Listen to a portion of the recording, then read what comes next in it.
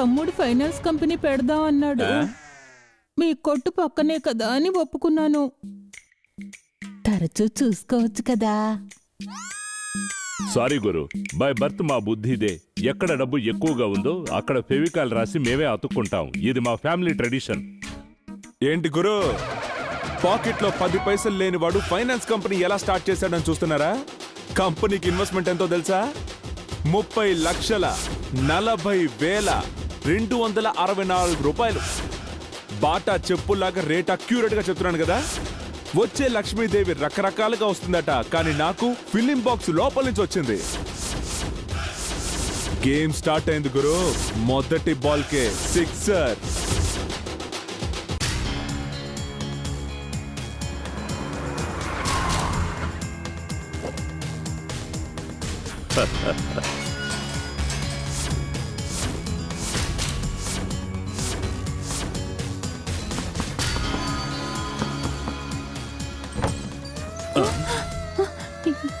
ఏంటండి ఇంత రాత్రి? అయ్యో, ఎందుకండి ఏడుస్తున్నారు?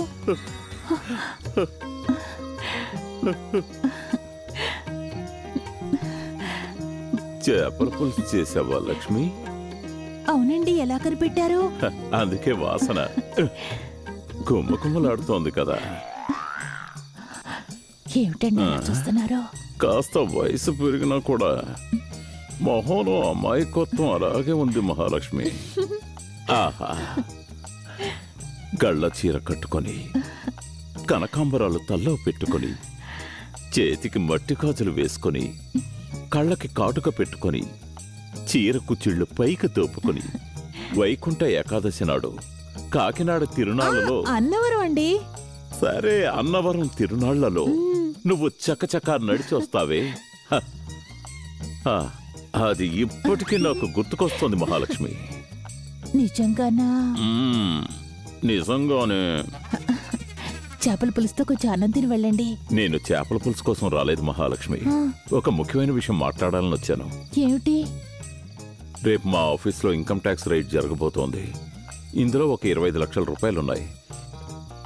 ఇది మీ తమ్ముడికి తెలియకుండా దాచే, నేను రేపొచ్చి తీసుకుంటాను. అయ్యో, తమ్ముడికి తెలిస్తే తిడతాడండి. నీ తమ్ముడి వల్ల బోలెడు ఆస్తి నష్టం. ఇది కూడా పోయిందనుకో, నాకు ఊరేసుకోవడం తప్ప మరో దారి లేదు మహాలక్ష్మి. అయ్యో, ఏమిటండి అలా మాట్లాడతారు? మీ ప్రాణం కన్నా తమ్ముడు గిమ్ముడు ముఖ్యం కాదు. ఇంకోసారి చెప్పు మహాలక్ష్మి. మీ ప్రాణం కన్నా తమ్ముడు ముఖ్యం కాదు, గిమ్ముడు ముఖ్యం కాదు.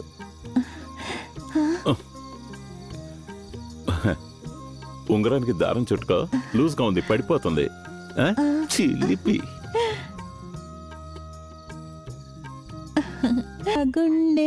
అక్క, ఏంటి చాలా సంతోషంగా ఉన్నావు? గులాబీ పువ్వు, అది పాట కూడా పాడుతున్నావు. 15వ తారీఖు కోసం రెడీ అవుతున్నాను రా. ఆహా,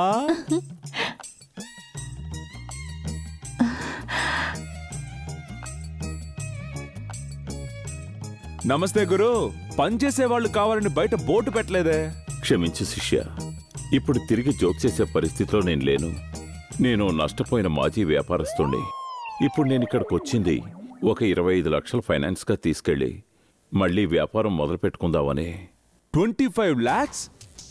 మిమ్మల్ని నమ్మి అంత పెద్ద అమౌంట్ ఎలా ఇవ్వడం? మీకేం రిటర్న్ సోర్స్ ఉంది? నువ్వెక్కడ చెప్తావో అక్కడ సంతకాలు పెడతాను శిష్య. చూస్తుంటే జాలిగానే ఉంది, కానీ మా కంపెనీలో కొత్తగా ఒక రూల్ వచ్చింది. లోన్ అడిగే వాళ్ళు పెళ్ళైన వాళ్ళైతే ప్రో నోట్లో భార్యాభర్తలు కలిసి సంతకాలు పెట్టాలి. మీ భార్య పెడుతుందా? వాడంతే, వాణ్ణి బతిమాలతారేంటి? ఇదిగోండి, రాత్రి మీరు ఇచ్చిన డబ్బు అలాగే ఉంది, తీసుకెళ్ళండి.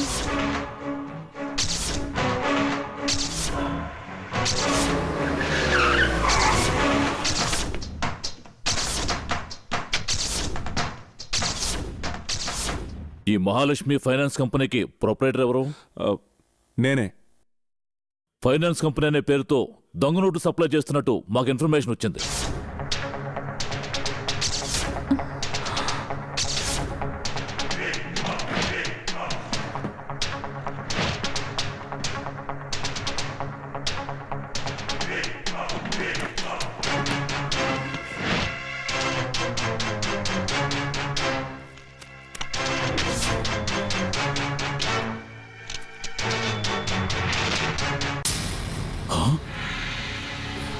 ఇవన్నీ దొంగ నోట్లు. అరెస్ట్ చేయం.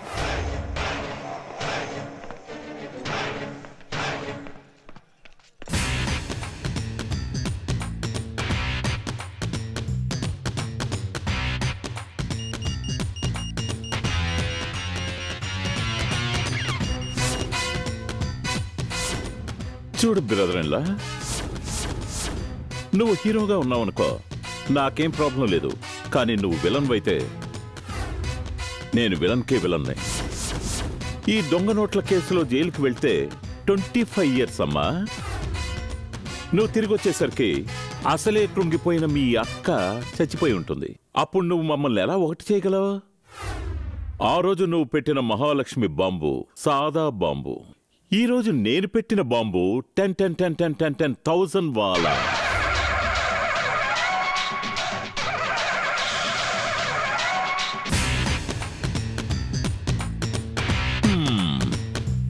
ఏంటా చూపు, ఇదే యాక్షన్ రీప్లే.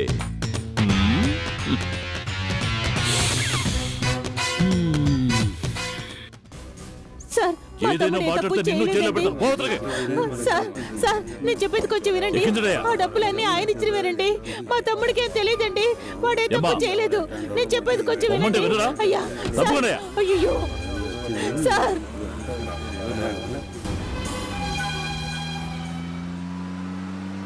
ఏ దొంగ నోట్లు, నేనెవరో తెలుసా? చాలా త్వరలో డిఎస్పీ అవుతాను. ఇది నాకు 100వ కేసు. అయ్యగారు డిఎస్పీ అయితే ఈ డిస్ట్రిక్ట్ అదురుతుంది. అయ్యో, చేందుకు పడుచుకున్నావు? అయ్యో రక్తం, అయ్యో రక్తం. ఆపోయా.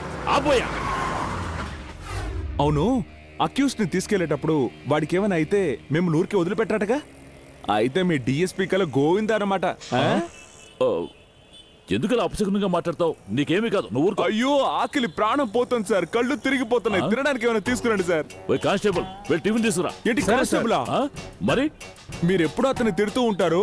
మీ మీద ఉన్న కోపంతో తీసుకొచ్చే టిఫిన్లో ఏదైనా కలిపిచ్చారంటే మన ఇద్దరు జీవితాలు నాశనం అయిపోతాయి సార్. మరైతే ఎవరిని పంపించాలి? ఊరికే ఉన్నారుగా, అలా నడుచుకుంటూ వెళ్ళి ఓ ఉల్లి దోశ తీసుకురండి. ఏంటి, నన్ను పట్టుకుని ఉల్లి దోశ తెమ్మంటావా? నా కేటగిరీ ఏంటి, నా పోస్టింగ్ ఏంటి? అయ్యో ఆగండి, మరీ టెన్షన్ అవుతున్నారే. పాకెట్ లో డబ్బులు లేవా? ఏయ్, ఏ రోజైనా ఏ పోలీస్ అయినా జేబులో డబ్బుతో వస్తాడట్రా? ఎదుటివాడి డబ్బుతో బతకటమే అలవాటైపోయిందే. సరే, అవసరానికి తప్పేం లేదు కానీ నా పాకెట్ లోంచి తీసుకోండి. పర్లేదు తీసుకోండి. వీడికి ఏమైనా అయితే మన డిఎస్పీ ప్రమోషన్ పోతుందే. వేడిగా ఉల్లి దోశ. దొంగ నోట్ అని చూస్తున్నారా? 50 రూపాయలు ఎవరు దొంగ నోట్లు వేయరు సార్. చీప్, మంచి నోటే. ఓయ్, నమస్కారం త్వరగా సార్. ఉల్లి దోశ ఇవ్వు. అలాగే సార్. త్వరలో నన్ను ట్రాఫిక్ పోలీస్ చేసేలా ఉన్నాడు. ఏయ్ ఉండవయ్యా, ఇదిగో ఉల్లి దోశ, త్వరగా తిను.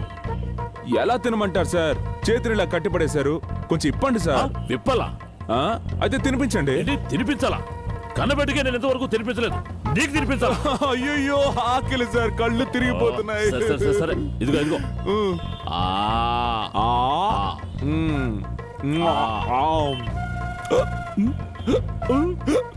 సార్, నీళ్లు సార్.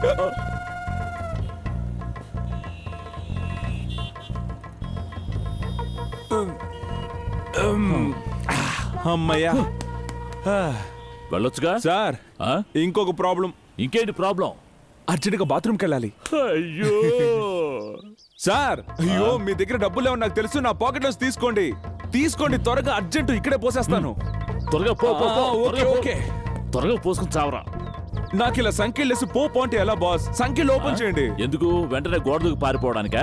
అయితే జిప్ ఓపెన్ చేయండి. జిప్పా? నేనా? అవును బాస్, సిచ్యువేషన్ అలా ఉంది కదా. అయ్యో, ఇంతకు మించి ఏమీ చెప్పకు. త్వరగా. డిఎస్పీ ప్రమోషన్ కోసం ఎంతో మంది కాళ్ళు పట్టుకున్నాం, కానీ ఈరోజు పోలీసు వాడికి ఇవన్నీ సహజం రా. బాస్, ప్రమోషన్ కు ముందు ఈ ఫోన్ ఒకసారి చూడండి బాస్.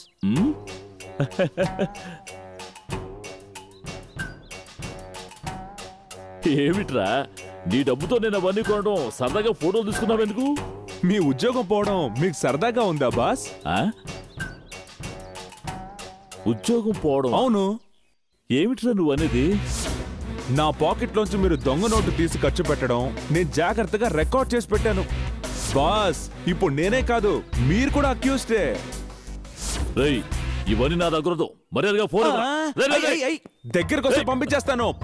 ఏంట్రా? ఇందులో ఉన్న ఫోటోలన్నీ కమిషనర్ కి MMS పంపించాను. నీ ఉద్యోగం అయ్యో. డమాల్. కానీ ఒకటి బాస్, నేను దొంగ నోట్లు దేనికో ఉపయోగించడం చూశాను, కానీ టాయిలెట్ కోసం ఉపయోగించిన మొదటి వ్యక్తి మీరే. ఎంత డబ్బైనా ఇస్తానరా? ఆ సెల్ ఫోన్ నాకు ఎంత ఇచ్చారా? డబ్బైనా ఇస్తారా? ఆ. అయితే రండి. ఆ? బాస్, నాకు డబ్బు అవసరమే, కానీ అసలు డబ్బు కాదు. నా దగ్గర నుంచి తీసుకున్నారే ఆ దొంగ నోట్లు. ఎరా, ఈ కేసుతో నేనేదో డిఎస్పీగా ప్రమోట్ అవుదాం మీతో పని జరగదు, నేను DSP ని కలుస్తాను. నేను ఇన్స్పెక్టర్ రా. ఆ. ఉన్న ఉద్యోగం ఓడగొట్టేలా ఉన్నావు. అయితే తీయండి. ఆ. రే, రే, రే. అయ్యో, ఏమిట్రా ఇది? నా ప్రాబ్లం సాల్వ్ అయిపోయింది. అన్నట్టు బాస్, కొత్తగా ఒక లా వచ్చిందే, మీకు తెలీదా? ఆ? టేప్ రికార్డర్ వాయిస్ గానీ, సెల్ ఫోన్ ఫోటోలు గానీ కోర్టులో విట్నెస్ గా పనికిరావు. ఇది కూడా తెలియకుండా నువ్వు ఒక పోలీసు కాదు, ఫూలిష్. అయ్యో. అన్నట్టు నీకు ఇచ్చానే 50, 20, 10 రూపాయలు, అవన్నీ దొంగ నోట్లు కావు, అసలు నోట్లే. వస్తా. అసలు నోట్లా? ఏయ్! ఆ!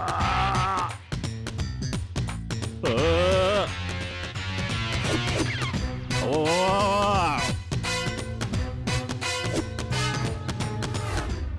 ఏమైంది వదినా?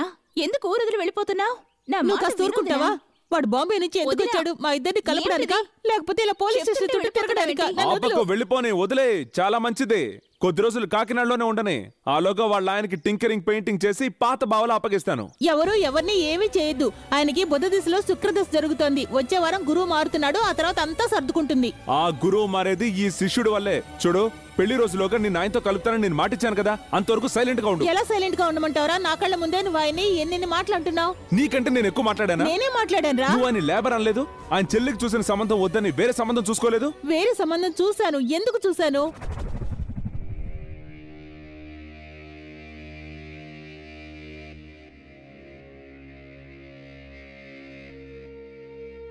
పెళ్లి కొడుకు అందంగా లక్షణంగా ఉన్నాడు. మీ అన్నయ్య నీకు తగిన కుర్రాడినే చూశారు. రా, అందరికీ కాఫీ ఇవ్వు. ఏమిటమ్మా, ఏమిటి శుభకార్యం జరుగుతుంటే ఏడుస్తున్నావు? నన్ను క్షమించండి వదినా.